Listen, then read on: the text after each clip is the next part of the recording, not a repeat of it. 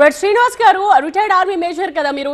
So ఎలా జరుగుతాయండి ఇలాంటి ఆపరేషన్స్, పర్టికులర్ గా ఈ ఆపరేషన్ సింధూర్ ఎలా జరిగిందని మీరు భావిస్తూ ఉన్నారు? మీ అనాలిసిస్ ఏంటి?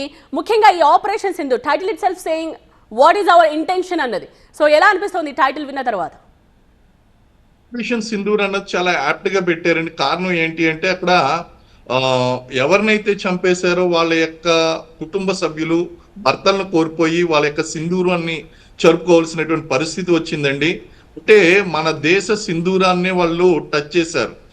చాలా యాప్ట్ గా సెంటిమెంటల్ గా ఉండాలని చెప్పేసి ఆపరేషన్ సింధూర్ అనేటువంటి పేరు పెట్టడం జరిగింది.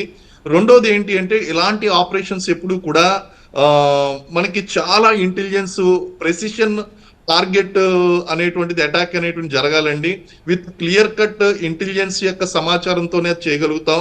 ఇంకా మన యొక్క ఇంటెలిజెన్స్ అనేటువంటిది ఇంకా కొనసాగుతూ ఉంది. అండ్ దీనికి ఫర్దర్ కొనసాగింపు ఏదైతే ఆపరేషన్ సింధూర్ ఏదైతే ఉందో అది ఫేజ్ 1 మాత్రమే.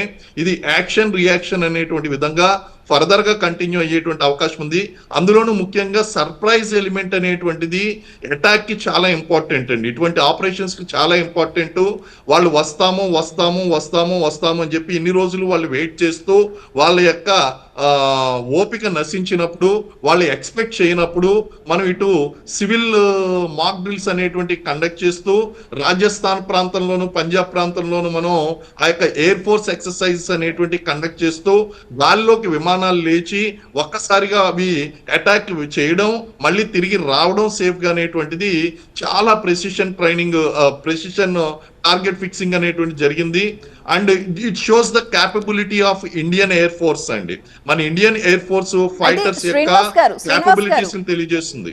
శ్రీనివాస్ గారు, ఒక రిటైర్డ్ ఆర్మీ మేజర్ గా ఇది ఎన్ని నిమిషాల వ్యవధిలో ఆర్ సెకండ్ల వ్యవధిలో జరిగి ఉండొచ్చు? ఎందుకంటే ఆ పాకిస్తాన్ రాడార్ వ్యవస్థకి దొరకకుండా మన ఇండియన్ ఆర్మీ ఆ భూభాగంలోకి వెళ్ళింది, అక్కడ శిబిరాల్ని నేలమట్టం చేసింది, వెనక్కి వచ్చేసింది. అంటే ఈ ఎంత సమయం తీసుకుని ఉండొచ్చు ఇదంతా కపుల్ ఆఫ్ మినిట్స్ టైంలో జరిగిందండి. ఇది ఖచ్చితంగా మనకి రాత్రి 1:28 ప్రారంభమైంది అన్నారు.